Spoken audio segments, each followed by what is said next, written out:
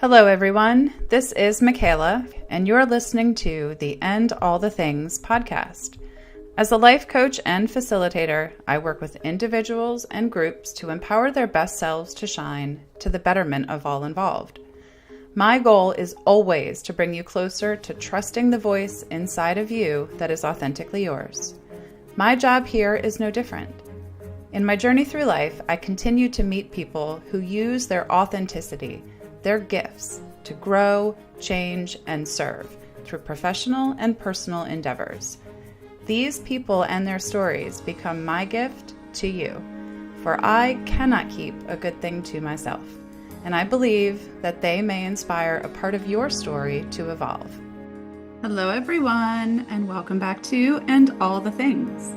Today is a very timely episode. We're recording in early November of 2024, post the 2024 election. No matter where you stand on the blue or the red side, there are a lot of feels in our country today. My guest today is the incredibly insightful and incredibly courageous Phyllis Leavitt. She has a master's degree in psychology and counseling from Antioch University. She is the co-founder of Parents United Sexual Abuse Treatment Program in Santa Fe, New Mexico, and she has done 30 plus years of private psychotherapy practice. She is the author of 2 books called A Light in the Darkness and Into the Fire, which are her 2 memoir-based books. And currently, and the reason she's here with me today, she is the author of America in Therapy, where she uses the complex family dynamic systems as a lens to help us understand how we can heal as a nation, the collective healing of our nation. Imagine that. So we talk in, around, and through the complexities there within, and I'm here to tell you there is so much hope in the words that she shares and the beliefs that she shares. At the end of this, I think you'll agree that we are a nation with a mental health crisis. And if we do not deal with that, I'm a little concerned about the outcome, friends. So listen in and hear this incredibly insightful conversation with Phyllis Leavitt and all the things. All right, friends, I offer you today the incredible and insightful Phyllis Leavitt. Typically, I start off asking the question of who is Phyllis Leavitt today? But I'm going to deviate from my norm because I think this quote is going to get us the answer I'm looking for to share with our guests. So, welcome, Phyllis. Here Thank you. is, you're very welcome. I'm going to feed you back your words. You ready? The only moral high ground I know is deep compassion for our shared imperfection. It feels good just to say that first and foremost. Can you tell us what that quote means to you? Oh gosh, it means so many things. I've been a psychotherapist for my entire career, and I did a lot of therapy, especially when I was younger. When I was in my 30s and 40s, I did a ton of Personal therapy. personal therapy myself, and that's actually what inspired me to become a therapist. Mm. And I know the pain of early childhood trauma and poor conditioning. I know the pain of that. I know the outcome of that in my own life, and I know what what it takes to go on a healing journey. And I think a lot of people have the idea that therapy is a sign of weakness or there's a stigma attached to it, when in fact, from all the years that I've worked with so many people who have gone through so much that you wouldn't know by just looking at them or seeing how their outer life looks. Uh, Right. I just have so much compassion for what we've all been through and what we continue to go through, whether it's in our families of origin or our communities or our country or in the world itself, with so many trials and tribulations that we're all facing on a daily basis. And I think the healing journey, and I'm speaking for myself, but I'm really speaking for so many people that I've worked with and that I know, it brings compassion. I've never seen a healing journey make a person more hateful or violent, or discriminatory. Just the opposite. I think we grow compassion for the human condition, which is fallible, And and also so messy. Messy, messy and right? beautiful, And messy beautiful. and beautiful. Mm. Thank you so much for sharing that because I think in the world we live in today, and to timestamp us, we're recording in November of 2024, and the whole world is disrupted, it seems. You look around, and not that there aren't beautiful things still happening, Right. but if we can't acknowledge what I kept thinking as you were talking there is if we can't acknowledge the strength it takes to bear the pain Exactly. and the strength it takes to address the pain, because on the other side of it is power, right? That's If we're not spending our lives in conflict internally and then externally, gosh, we have so much more energy to do what to be creative, whether that's geopolitical or designing something. But we live in this conflict that I can't ask for help because that's weak. But I'm right. going to have to be so strong to endure the pain that I'm already holding. And I That's say right. to that, choose your hard, right? Staying the same is really hard. If we stay the same, we have to carry all that weight. And what I'm hearing you say is that you've gone on the journey and you bring other people on this journey of kind of letting that go so that we can, you know, be ourselves and be released of that burden. Um, so I want to thank you for sharing that and for inviting us all to look differently at the people perhaps we might feel conflict with. Yeah. And I would say, letting it go, but also reprocessing all that Mm, pain, because mhm, buried within every person, I believe, whether we have the skill to access that or not, buried within every person is an innocent, pure, essential self. mm, That's the whole point of healing, is to uncover that. And just as you said, we can either spend all of our energy trying to keep the pain down, which is a normal response to pain. We sure. don't want to feel it. Or with help, with safety in another human relationship, we can actually peel back the layers of whatever buried our most essential self and Mm. bring it into the light of day for its fuller and fuller expression. And that was really what my journey was. I felt so blocked in the love that I knew was in my heart, in the expression that I wanted to have in the world, in my creativity. And it really was in facing that pain and going deeply into it and coming out the other side with other people who were safe. And I really want to stress that, because from my experience as a therapist, what I've seen again and again and again is that our deepest pain comes from some kind of ill treatment by other human beings. And it only makes sense that we heal with safe other human beings Mm. and not have this illusion of independence that we just have to pull ourselves up by our bootstraps and do it all on our own.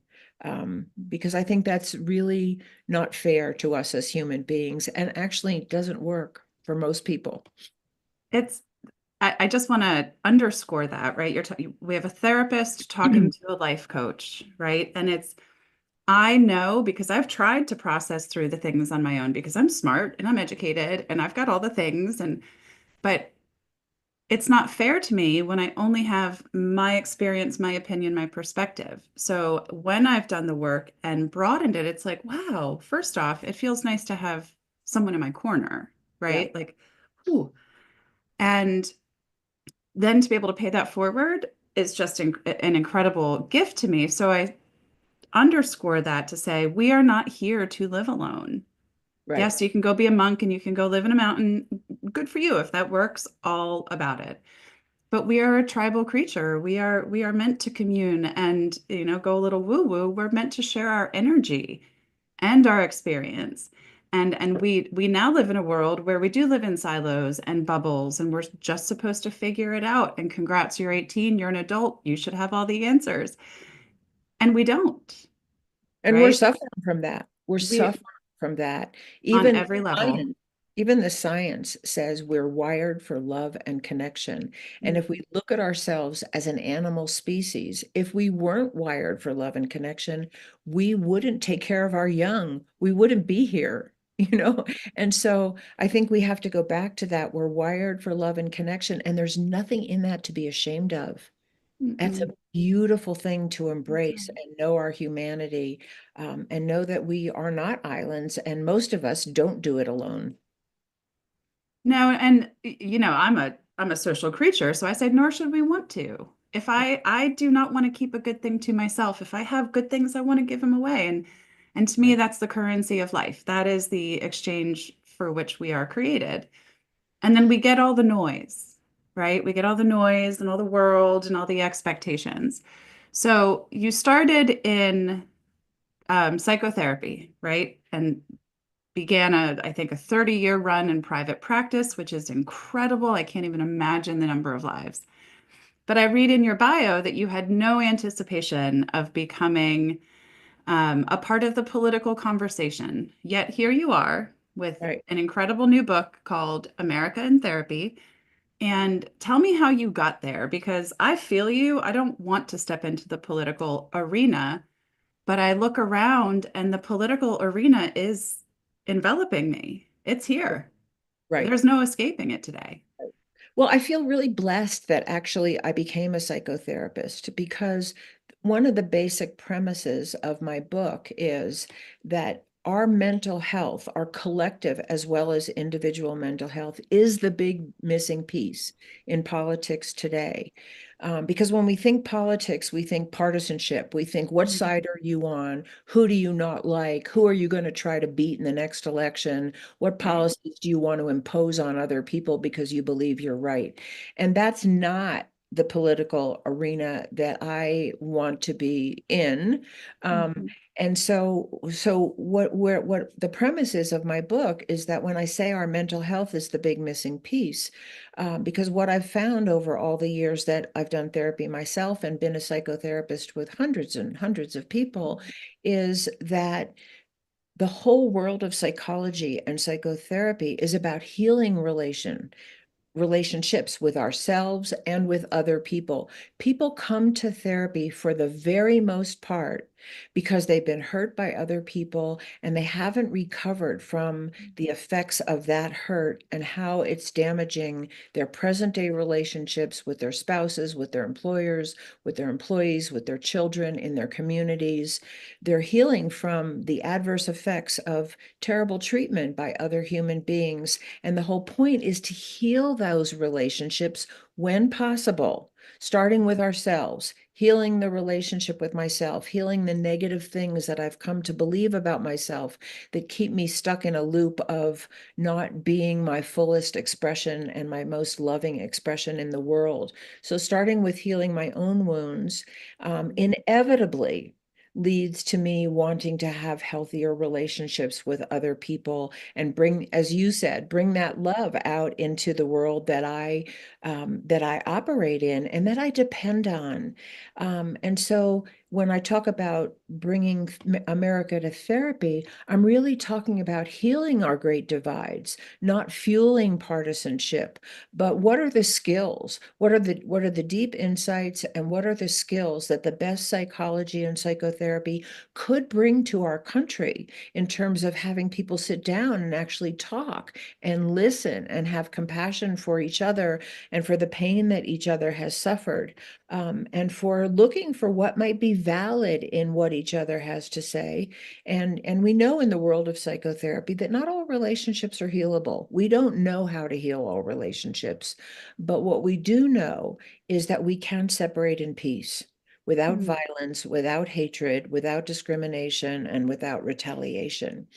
And so Mhm. these skills, so I'll backtrack just to answer your question, maybe um, hopefully succinctly.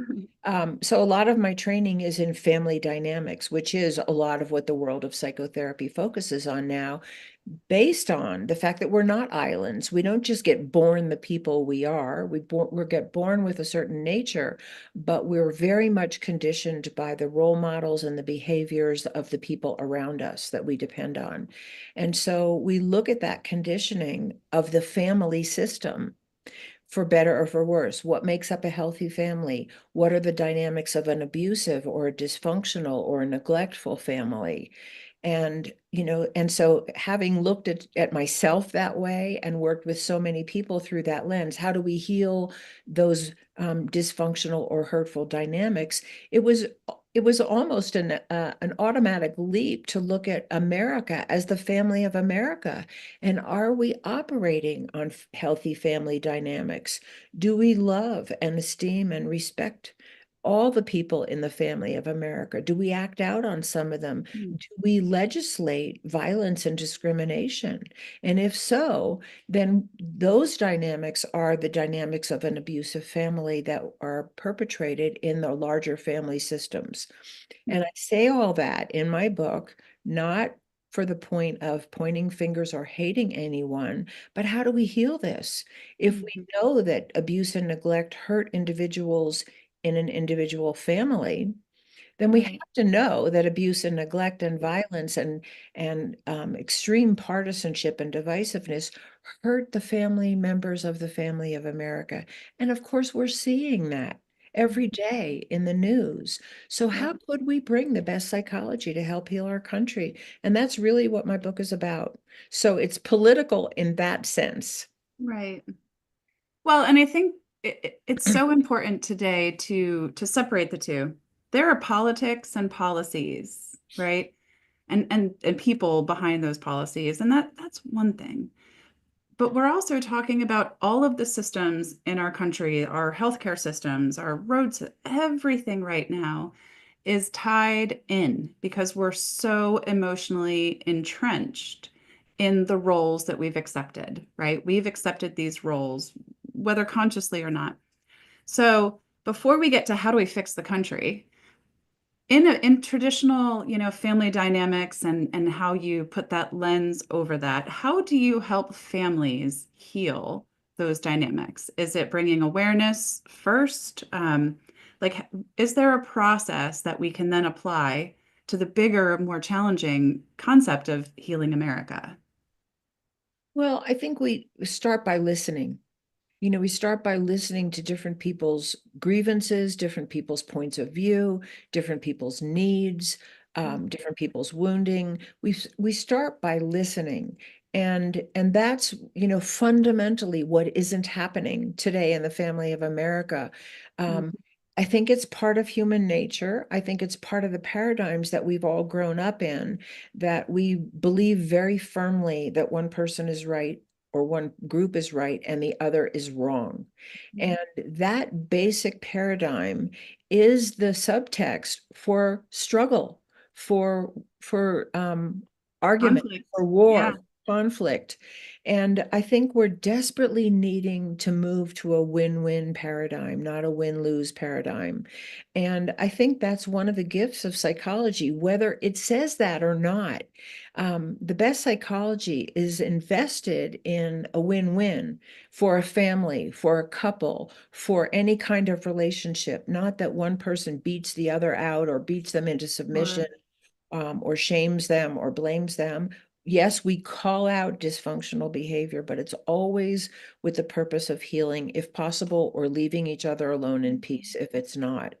Um, and so, so in a healthy family, of course, parents have different roles than children. A Mhm. president has a different role than me in my home in New Mexico, right?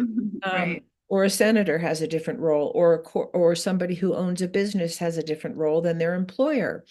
Um, Mhm. but that doesn't mean that we don't sit down and listen. It doesn't mean that we don't respect each other as as equals, even if we don't hold equal roles. And I think that's the bottom line, that we're all equal, worthy human beings, worthy of being heard, worthy of being having a place at the table, and worthy of being treated, even when there's a great degree of conflict, without violence. And of course, these are the things that we expect of families, Right. that the parents will listen to their children, even if they can't give them everything they want. That when the parents themselves have disagreements, that they work it out without violence, verbal violence, emotional violence, mental violence, physical or sexual violence. Um, and Mm. so we take some of those principles of a healthy family and we look at our country. Could we apply those same principles to a country? And what would be the enormous shifts in our consciousness and in our policies that would be required to enable that to happen? Go ahead. No, I just had this vision of that family dynamic, and then expanding it to the greater collective, all humanity and the earth and all the little Yeah, critters. Because we just are so quick today, right? Like we don't want to take the time. I preach the pause, like, whoa, hold up. What are right, we doing and why? And I think we've forgotten that because whether we're talking about healing the country, all the millions and billions of people, or now applying this family dynamic concept to our community, right, right? That's where put your boots on the ground. If you're going to hike up your bootstraps and muddle through the mire, muddle over to a neighbor's house and ask them if they need anything or how they're doing. And because if I just drew a line between my neighbors and I that we don't vote the same, and we right, don't, I'd be in a box, right. right? And I do not want to live in a box, right? So I like this idea of the collective just listening, right? And applying the concept of yes and. Yes, I hear you, and I don't fully agree with you, but I'm still willing to listen, and maybe we can talk about it, and maybe we can bridge the gap. Or to your point earlier, maybe we just have boundaries and say we're just not going to have this relationship or this way of being in our relationship, period, right? But if we aren't listening, if we, and you, I love how you use the word compassion. I love to couple that with curiosity. Hmm. Um, they are the two, I think, most commonly used words on my podcast from guests and myself. But I love the pairing of the two because if I'm genuinely curious about your experience, right, without judgment, and I just want to understand, then wherever you've been in your life, it doesn't matter. I'm just going to say, I see you, right? And I can Right, hold compassion for that. And then maybe I might say, I'm not really into what you're into. So thank you so much. Nice to meet you. Have a nice day. Or I might ask for more information, more time, but we have lost our sense of curiosity. And I think that has put us in a place of we immediately respond, we don't pause. And now we're in it. Now I said yes to supporting this thing. Now my tunnel gets more narrow. And now I can't wiggle out because if I wiggle out, I won't belong anymore. And right. that fear, and this is, just my opinion, again, post-election, that fear, what on both sides drove people to the polls. That fear of, I don't want to Mm. disconnect. I don't want to not belong. I don't want to be othered, just really. And that's the part of this where I really want to have this conversation because whatever side you voted for, I truly do not care right now. But there is healing to be done. We could see it in the political ads, we could see it in the way people treated one another.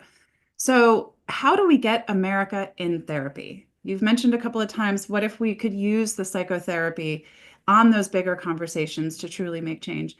How do we do that? How do we get America to buy in to Hmm. therapy? Well, I think it's a complex answer, and of course, I don't have the whole Of answer, but course, I right? have what I have Let's get learned curious. that I hope is really helpful. But I think one of the first elements is to educate people. I had no idea when I first went to therapy that my early conditioning had anything to do with the suffering that I was experiencing in my mid 30s. I mean, I was at rock bottom in my life, Wow. and I had no idea that my earlier life had anything to do with it. I just thought I was a flawed human being. I didn't even know any kind of healing was possible, even though some part of me wanted it. And at that Mhm. time, some of the people that I knew went to therapy, and I was like, okay, I'll give this a shot. Um, Mhm. and I Good went, for you, by the way. Way to be courageous. and I mean, very, that's courageous. And I have to guess we're talking, in your 30s. Is that what, 30 years ago? Like before maybe therapy was cool? 40 years ago, 40 before years therapy ago. was Okay, cool, you're right? aging beautifully. It, right. It was totally not cool, but it was just starting to come on the scene in Okay. with the people that I knew. Um, and the first thing I did, because I was always a good student, that was my thing. Mhm. I went to the library and I took out the first book I could find on psychology. And the first thing I read was about um, early conditioning. Mhm. And it just opened up a whole new world for me. And I also began to, at that time, I was starting to have memories of things that I had buried that were traumatic from my Wow. earlier childhood. And so that I think people, a lot of people have no training in psychology. They have no idea where they're coming from. They don't know why they're ragers or isolating or they're failing to thrive in Right. their relationships or in their work or in their creativity or why they're addicts. I think a lot of people just think they're either flawed or they're out to blame somebody. So Mhm. we blame ourselves or we blame other people. And we know in the field of psychology that there are very understandable reasons for why we become highly dysfunctional, whether it's just failure to thrive or we become highly aggressive and hurtful to ourselves or other people. And the whole list of symptoms in between: depression, anxiety, people pleasing, all of it. Um, and so I think education is a beginning place. Not only are there good reasons why we suffer from some of the dysfunction that pains us, um, but that when we become symptomatic with no help, that symptomology just mushrooms. Mhm. So if I have become aggressive because I was hurt as a little kid and I'm a rager and I just keep acting out on the people around me and I have no, and many people really experience it as no control. Once they're triggered, they're off and running. And even if they want to bring themselves back, they can't find that place of inner Right. control. And so they rage and blame more often, because they're so ashamed of how they're showing up in the world. Yeah. Well, now that they're in it, they got to stand behind it because they can't Right, be proven wrong yet again. So now I got to get bigger, bigger, bigger. right, And again, I say, holy wow, the amount of energy that that takes. right. It's And exhausting. the opposite is also true. Many people become very passive and submissive Hmm. because they've been so overpowered. So if we just take those two outcomes of untreated harm from other human beings, becoming very passive and submissive and helpless and powerless, or identifying with the aggressor on the other hand and becoming like the aggressor and becoming very aggressive and hurtful as a way to not feel our own pain. Both ways are designed to help us not feel the pain of being overpowered. Right. We don't often realize that. And so, but what I have so many things to say about that. I'm going to That's try to like condense it. So one thing is, and I think we really are seeing this in America, but we're also seeing this around the world. We have more and more people who have become passive and easily controlled, and more people who act out and become aggressive in our society as adults, and that influences our political system. This is what feeds the win-lose paradigm and ultimately feeds war against some of our own populations and war in the world. And I can't say that strongly enough. And we don't know that this is a psychological issue and not a partisan issue or an ideological one. Mentally healthy people don't wage war on other human beings. They don't bomb somebody's apartment building or cut off their water supply or starve them to death. Mentally healthy people don't do these things. They're signs of mental unwellness. And we have to get say it to again louder for the people in the back, girlfriend. I mean, like, I just wanted to weep right there because you're so right. I mean, and oh gosh. Okay. So many questions, but I'd like for you, I'm going to pull on a thread. You said mentally healthy people don't do XYZ. Can you define mentally healthy? Like, what is mentally healthy or what do they do? yeah, Um, yeah. And I can define it to some extent. And but I want to put this context around it. I don't think there's any perfection in human beings. And that's where that quote came from that you started with. We're not perfect. I don't think the goal is even to become perfect. We're thank human. you. We're fallible. We're easily triggered. We all have wounds. We all have aspirations that may or may not be being fulfilled. Sometimes we don't have the love in our lives that we want, but we have to. function anyway, or we don't have the support, or we don't have the affirmation that we deserve and need.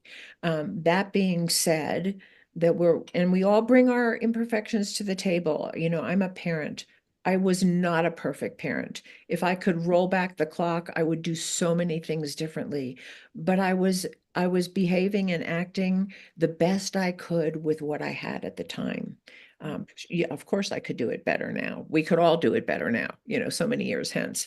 100%. And even the worst of parents are just doing the best they can. And Right. I'm not, that's not exonerating people from being, abusive or really dangerous. I'm But not saying there's a that. truth in it. There's a truth in There's a it truth. that we have to see, because if we can't see that there's a victim inside the perpetrator, we actually can't break the cycle, because all we do then is blame and punish.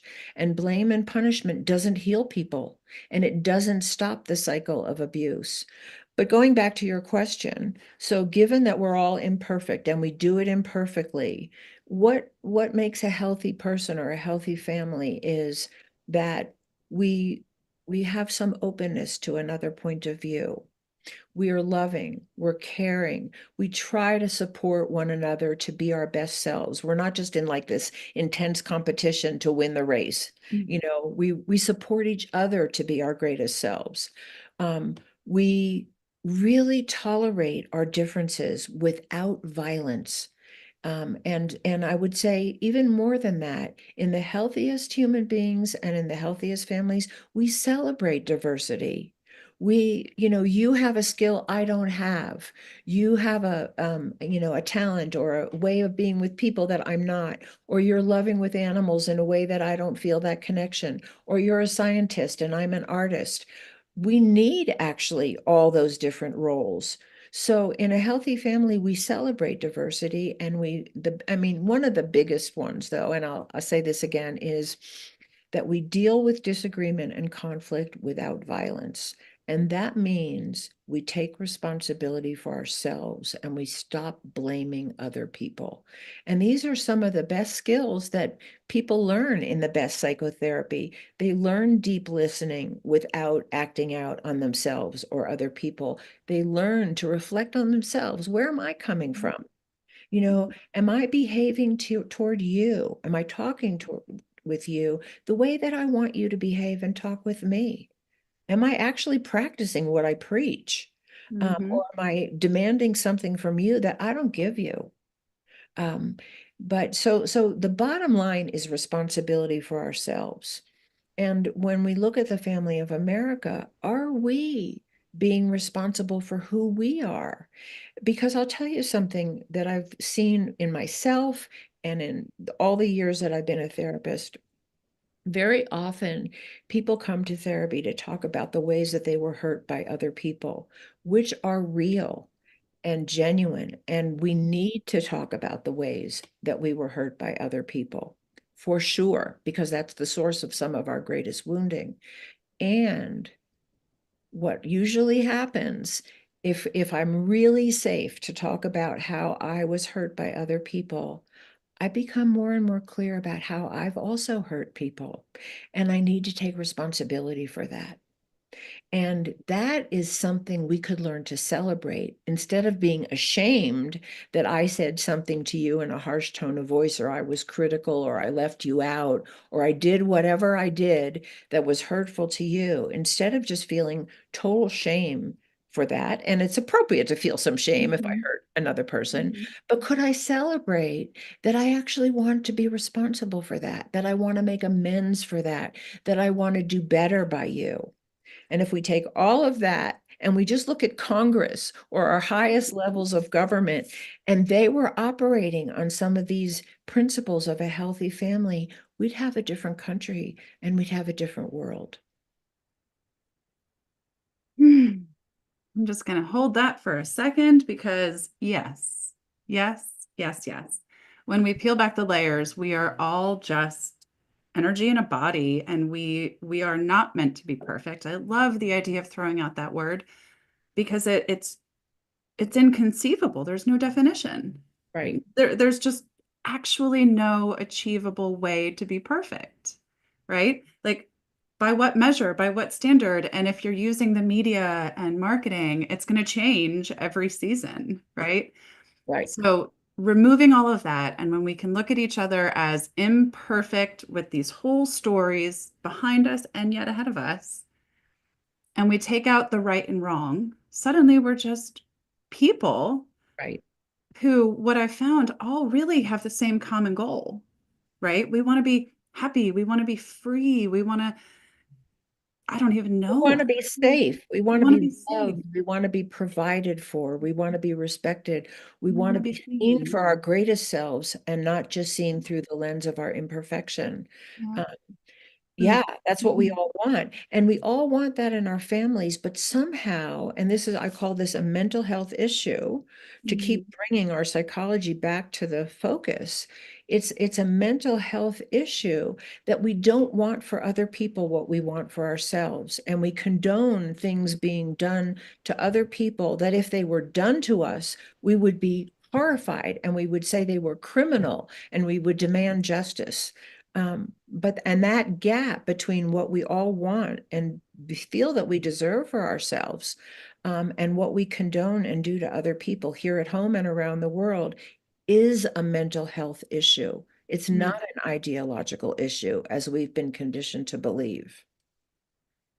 Thank you. And I completely agree with you. And I want to go back because in that gap, right, people can be like, I can think differently. And as long as I'm not acting violently, it should be fine, right? To go back to what you said earlier about not participating in the violence.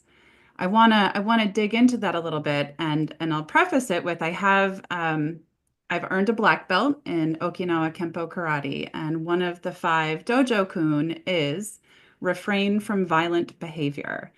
And when that first was presented to me in a martial arts studio where I'm meant to, quote, be violent, right? I had to learn that my study of martial arts was not about violence, it was about safety and protection, right? Mm. So the idea of refrain from violent behavior was not about don't defend yourself, don't use your body to protect, but do not engage with it, do not create it, do not go looking for it. And violent behavior isn't just me using my hand to hit someone, it's using my words, it's using my actions, it's using my energy and my belief system.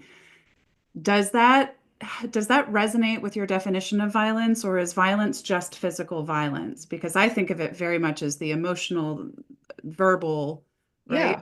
it's all of it. It's emotional violence, it's hatred, it's discrimination, it's sexual violence, whether it's actually enacted on a body or it's an attitude or a way of presenting sex.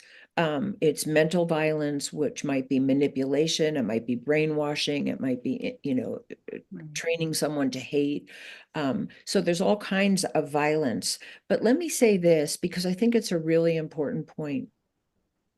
Being committed to peaceful resolution of conflict does not mean you're passive or helpless or a coward or any or weak. It doesn't mean any of those things. It's part of mental health that we also take a powerful stand for health, for safety, for well-being, for love, for inclusion.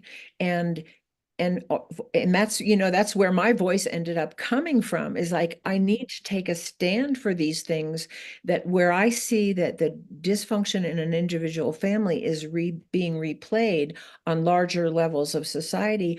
I want to have a powerful voice, but power and love can be united. My voice can still be loving, my voice can still be that I want the best for everyone, while I call out that if you're shooting peaceful demonstrators with rubber bullets, that's abuse. I Right. can say that without hatred. I can say that for the sake of our collective healing. So I think it's really important to underline that being loving does not mean that I'm not powerful, but I'm powerful in a different way. And I think that's so important. And I have to believe that understanding comes from working with families because we have this idea that if I'm going to love you, it just means I'm going to let you walk all over me or Right, I'm going to just take it. right. And we confuse that with having healthy boundaries and having safe agreements. I do not have to bend over and get walked on by my Right, people to show them that I love them right. because I have to love myself too. And if I'm going to love Exactly. myself and do it with integrity, and I'm going to fill my cup and give you everything I have left over, that's my choice. But I don't owe the world my lay down and get walked over, but I'm going to still choose love. And I was thinking about this conversation. I get often asked to join particular boards, or would you, I've been asked more than once, would you run for a local position? And I giggle and I say, well, if it doesn't start and stop with love, I'm out. Like, I'm not doing that. And no one wants to elect that right now. All And I don't right. want to do it anyway. But I know that that shuts them down because that's not how our systems operate. And what I'm hearing you say is if we can take this idea that we just want to be loved and that love does not mean lay down and let the world roll over us, but to do it from a place of love, to make our decisions based on how do we bring the most love to the most people and still balance the budgets and manage all the things. But we have to start looking at our neighbors as our family members, right? Like I Absolutely. think that's the intersection here of what you're saying, right? The same therapy and mindset of family dynamic lensing and looking and working and listening, if we can broaden that, and I'm not saying we have to listen to all the people at the same time, but just the curiosity in our communities, the curiosity of, well, that's an interesting social media post. I wonder why they feel that way. Or I've been looking at people the last few months going, I wonder what happened to them Yeah, to make exactly. them feel this way. Exactly. And and looking at myself the same. I will not throw stones without turning mine over, right? What happened in my life that I vote this way and that I feel so strongly about it? And if I want to be seen for that, I have to hold space for other people. Right. And I'll take us real quick to the next quick question. I read in, I think it was in one of your blogs. I like to do a little digging. But you said something to the effect of when you started your spiritual journey in the 60s, it was very much, I am doing this, my meditation, my journey. And now you're fast forwarding and you've got, and I think this was 2015, so please update. You're now seeing it as our spiritual journey, our meditation, our experience.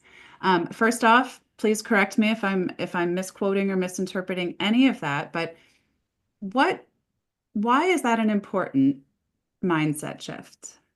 I think it's really important. And, as a child of the 60s and that whole kind of spiritual awakening that happened at that time, which was wonderful, Timothy um, Leary, you all know, things. there was a certain level of immaturity also attached to it, which was Sure. appropriate to its Mhm. birthing, which was, I'm gonna heal, I'm gonna get better, I'm gonna create my connection with whatever I think God is or spirit is or love is. And that was beautiful and wonderful and necessary. But Right. I can tell you from my own journey, and I'll really just speak from my own journey, that the more I peeled back the layers of what hurt me, the more I connected to my most essential self and my connection to spirit, and I'll say it that way, Mhm. the more I made that connection and the more I experienced that as love, as absolute love and wisdom, the more I understood that we're in it together. I'm gonna That, cry. that there is no evolution just for me. I don't just go home to oneness or however you want to say it. It's like the more I am given, the more I want to give. And I think that's what happens for people when they truly have a chance to heal even a little bit. And I've never seen that not happen. That we have more and more of a sense we're in this together, and we actually are. And I think this whole independence thing that we've cultivated in America and maybe in many countries is an illusion. We Mm. actually depend on everybody in the entire world for our well-being and our safety. If somebody is polluting the oceans across the sea, Right. that affects us. if they're building more nuclear weapons and they're going to bomb us, that affects us. We actually, and I actually hope that 9/11 would wake us up to that. It Oh, didn't, um, but it was an oh, opportunity. yeah. And we have that opportunity every day to actually realize that we are interdependent. We Hmm. need each other on every level, the physical, the emotional, the mental, and I believe the spiritual. And to the extent that we believe we are going to just do it on our own, we keep making people other. And that's the basis for war and Mm. destruction. You are so right. And I did start crying there because it's just so simple to me, and it makes me so sad I that know. it's so complicated. And I know why, right? Like I'm, being a little lofty here, but it is so simple. We are love. We are here to love. And that's it. When we throw in power and all that noise, it just gets in the way. So thank you again for sharing that. And I say so often, if we could go back in time to one day, it would be September 12th.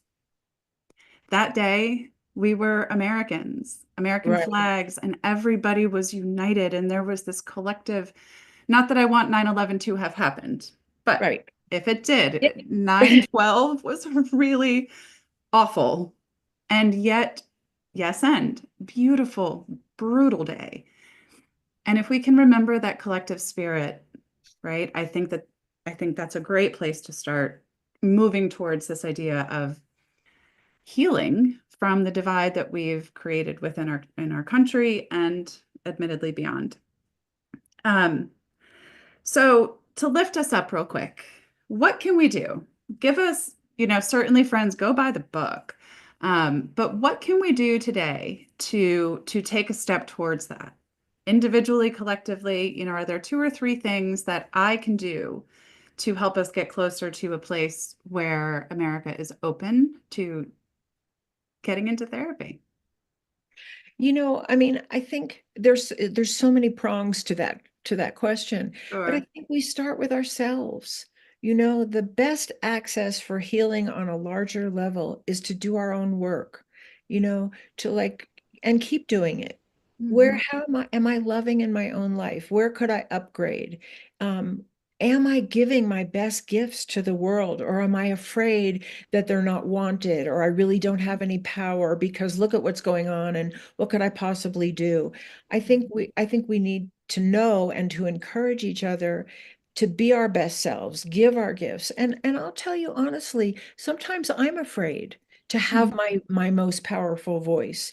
Not only because I'm afraid that it might not make a difference, but am I afraid of the blowback? Am I afraid of who's not going to like what I'm saying? Am I afraid that I won't be accepted if I really owned everything that I believe in and stand for? Will I be left out in the cold? None of us want that. But I think we have to face that fear and I face it every day. Um, because we really actually, our greatest gifts are our greatest contribution. So, to the extent that I feed that in myself and I honor that in the people around me and I encourage that in the people around me, given that I'm imperfect and I won't always do it right, and I want to keep saying that, um, that's what I really want, to encourage. So if you come up against a block in yourself and you find that you keep running up against an old wound, which is where I was, and sometimes still am, but where I really was when I was younger, then go reach out to someone who can really help.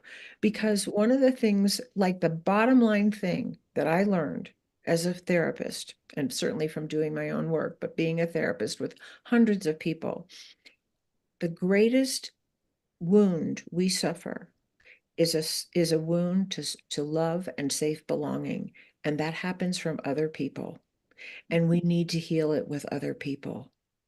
And we can all be that. You don't have to be a therapist to help heal the wound to love and safe belonging for the people around you. Hmm. And I think that's a great point, right? Thinking about 9/11, that morning, I was in Raleigh, North Carolina. I lived in Wilmington. I could go 2 hours home, or I could drive 2 hours to my friend who had just had a baby. And I went and I held that baby. And Mm. it was like the most healing part of the experience, just to hold a pure, perfect, we're all pure and perfect, but you know what I mean? Yeah. That newness of a baby felt like the most important thing I could do that day.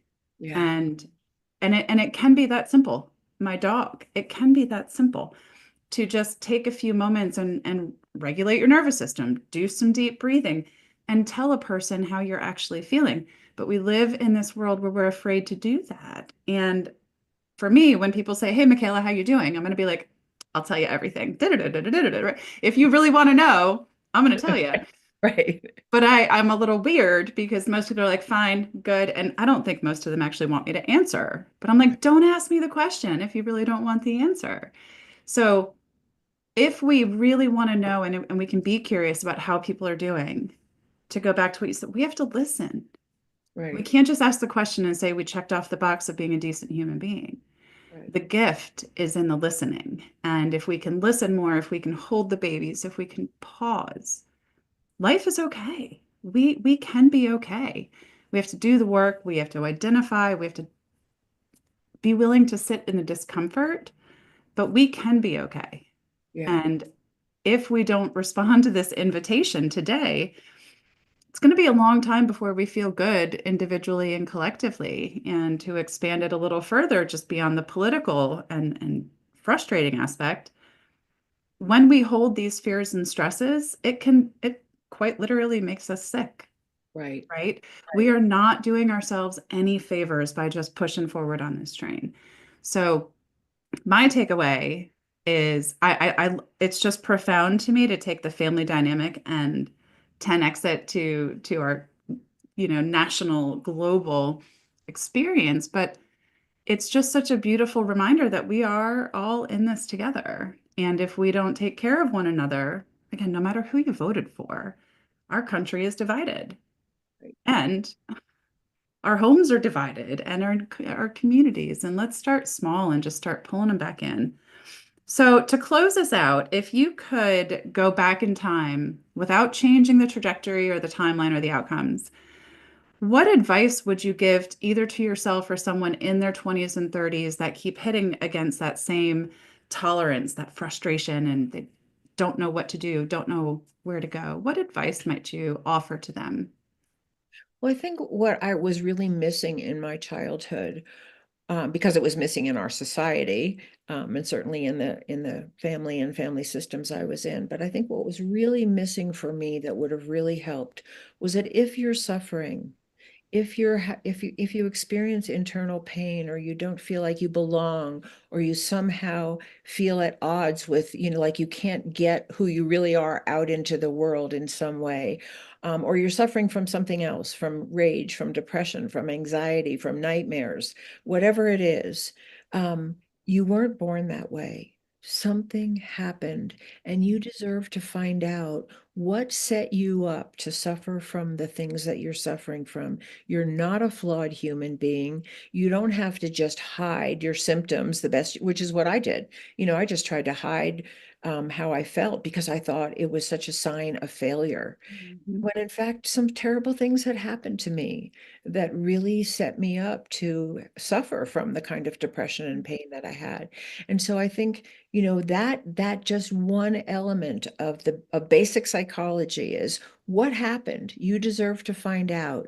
And could we provide that as, not just basic medical care for if you have a toothache or an appendix bursting, but our psyches. What if that was like a national priority, that we actually help each other heal from what hurt us so that we don't keep passing it on?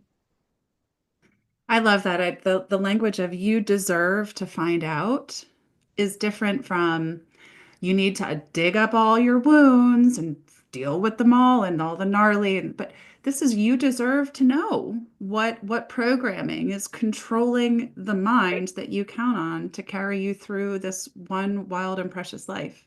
You right. deserve to know. And then it becomes a gift, a blessing. Yes, it might hurt, it might be heavy, you might have work to do, but I'd rather do it and move on and be on the other side. Well, So, that I I think can that's share, important. I hope this is meaningful to a lot of people, is that, a lot of people feel like, don't go into the past, don't dig up all that pain. You're just going to be re-traumatized. And I can tell you, I was never re-traumatized. I don't think I've ever had a client that was re-traumatized by going back and uncovering some of what hurt them.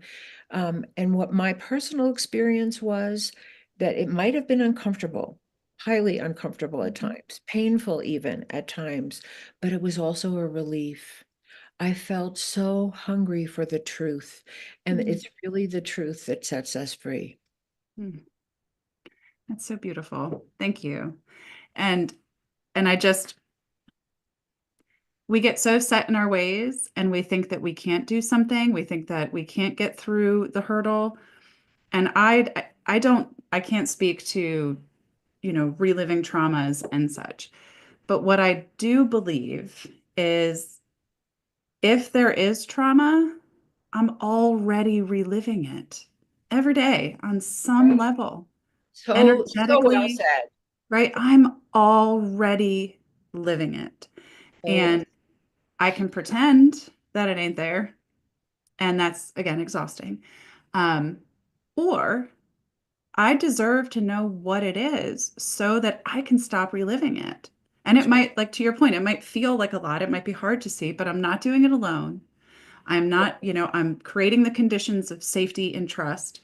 And that's where people and community and building trusting relationships and healthy healing relationships where I can say, I'm having a really hard time and people listen. That to me is how we save the world, right? It's why I do the work I do. I want to empower people to be their best selves so they can empower people to be their best selves. So ripple, ripple, ripple. And that's just showing up, right? That's right. And to your point, it's scary. I do a lot of things terrified. I do a Mhm, lot of things mhm, terrified.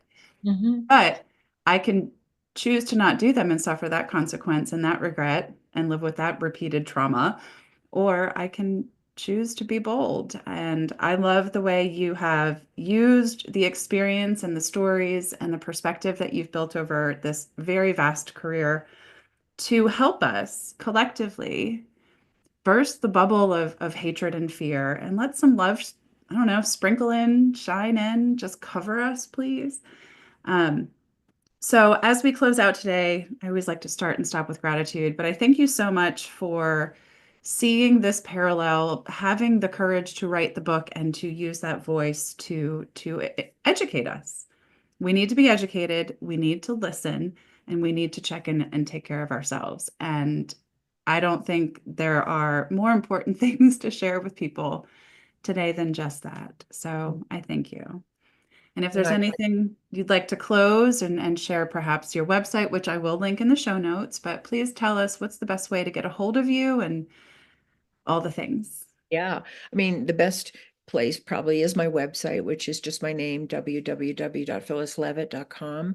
I have lots of interviews on YouTube. I have blogs. I have articles on Substack. I'm on Facebook and LinkedIn and Twitter and, all the things. All And over the also write, place. you can also write directly to me at my business email, which is phyllis@phyllisleavitt.com. And if you have any questions or concerns and please, my book is available on all of the major booksellers. You can, Amazon, Barnes and Noble, and all the places you can order it. And if you sign in for my newsletter, I have created a free PDF which is called The Six Secrets of Repairing Relationship After Conflict, because I think dealing with conflict constructively is probably the biggest challenge that the human race faces. So Mhm. I made this PDF in a way, it's based on one of the chapters in my book, which is also about those six elements of repair. But the PDF is really how to apply this in your own life. Um, and I'm Awesome. also in the middle of creating a course based on my entire book and some other things Mhm. people can use in their own lives. So feel Right. free to contact me or look them up or read the book or whatever you feel moved to do. And if anyone knows the person in politics who could make the decision to bring psychotherapy into Congress and into the world, let's have that conversation. Okay. So if you know that person, Yes, 100 times yes. let's do us all a favor and get Phyllis in front of Congress so that we can settle things down. And I'm picking on Congress, but thank you. And I really encourage people to check this out. Yes, for how you are dealing with your family, your immediacy, but I think a lot of us are feeling a little verklempt right now of what do we do? What's going to happen? And while I don't suggest that you have all of the answers, I do suggest that we do. Our truths are self-evident. When we can get clear and we can get down to what's really important to us and start deciding what do we really want to belong to? How do we really want to connect with the world? And I believe that you're going to get those nuggets in this book. So you are very welcome. I am so grateful for your time. And to everyone out there, I hope you make it a great day. Thanks so much. Thank you. And that's a wrap on another episode of And All the Things. If you enjoyed today's show, please like and follow on Apple Podcasts, Spotify, and YouTube. If you really liked it, please go ahead and rate it. Then think about who in your life might also need to hear it and any of the other episodes we have shared. Then share it with them. When you find something meaningful, something valuable, you've got to share it and pay it forward to those you care for. Thanks for joining us, and follow along on Instagram at MyJoyCoach to see more of me, your host, Michaela Burdyshaw. And as always, make it a great day.